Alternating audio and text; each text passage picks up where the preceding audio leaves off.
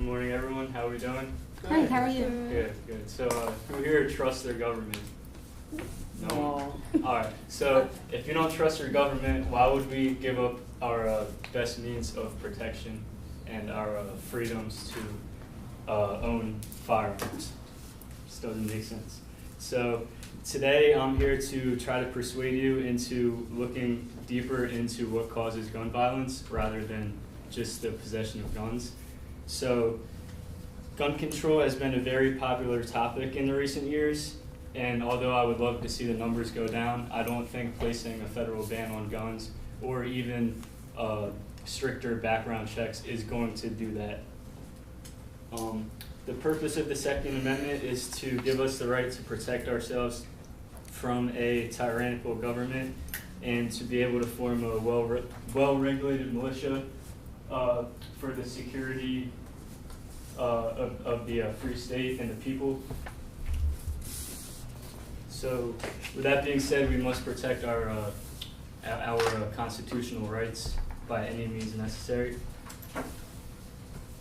Looking at these mass shootings, we never usually look at what goes through the shooters' heads, like what they've gone through and what causes it, and we're so quick to put the blame on the guns.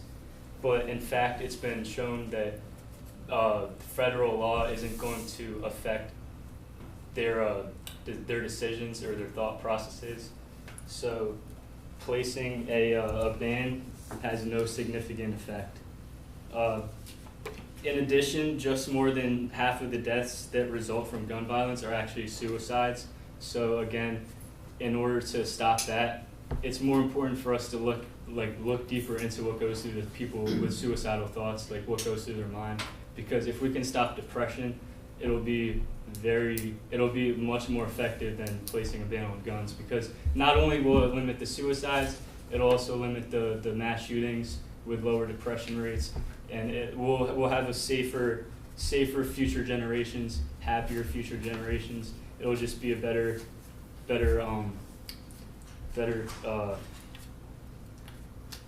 society in the future.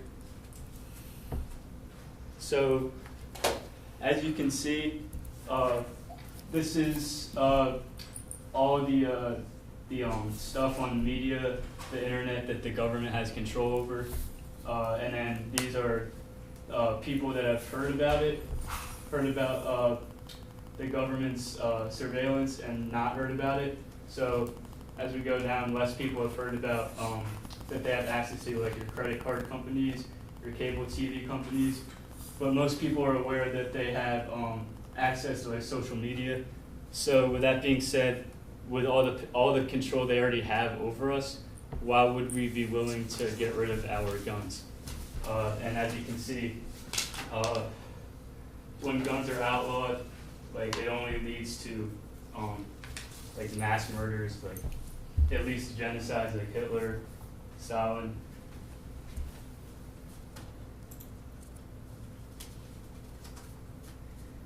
So whether or not something can be legally possessed is not going to stop someone from their actions.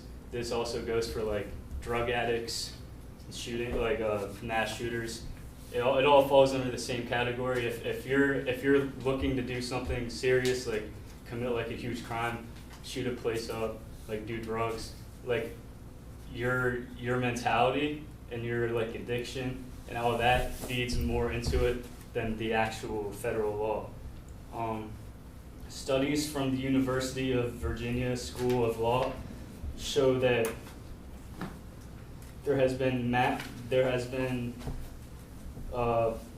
more mass shootings since the passing of the Brady Bill in 1993, which was placing stricter gun laws.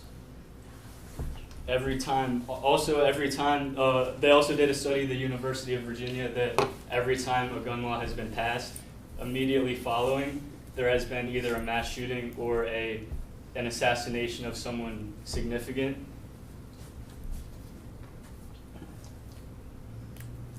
And a lot of these people involved in the crimes have a mental illness, so again, we should attack that rather than the gun. And as you can see, Chicago, which is notoriously known for gang violence, placed a ban on handguns over in the early 80s. And since then, murders by handgun only rose. So if we place a ban on all guns, chances are that that trend will continue.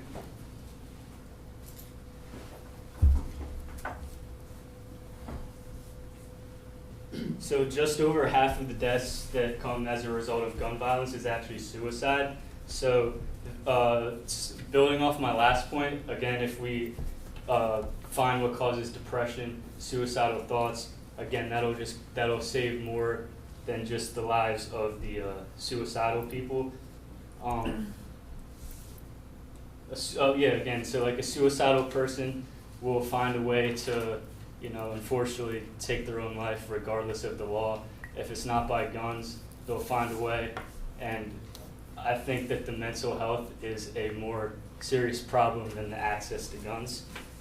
And according to NPR.org, it's reported that suicides are much more common than gun homicides, and that suicides are a result of the suicidal thoughts and not the access to guns.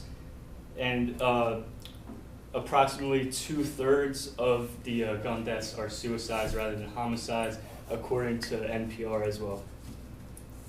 So in conclusion, people are so quick to say they don't trust the government, but are also so quick to give into the gun control, the whole agenda they're pushing, try to limit our freedoms. And I think in order for us to limit the number of shootings, the number of gun violence, we need to attack the source, which is the mental health and the depression rates and all that, rather than the actual guns.